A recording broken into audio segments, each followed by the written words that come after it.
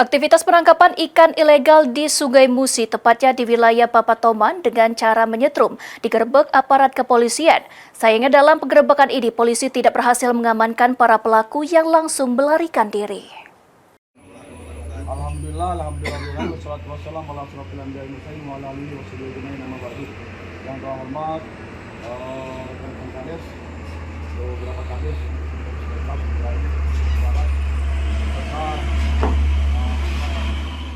Suasana tegang mewarnai saat petugas kepolisian melakukan penggerebekan di lokasi aktivitas ilegal fishing aliran Sungai Musi, wilayah Kecamatan Bapatoman Musi, Banyuasin.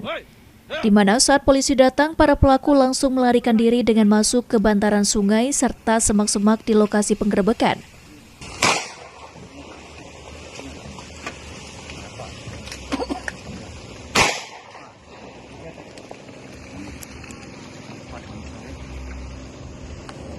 Dari penggerebekan ini, polisi tidak berhasil mengamankan para pelaku illegal fishing, namun sejumlah barang bukti aktivitas illegal fishing berupa sentruman ikan, serta ikan yang telah disetrum, ditemukan polisi dan langsung diamankan.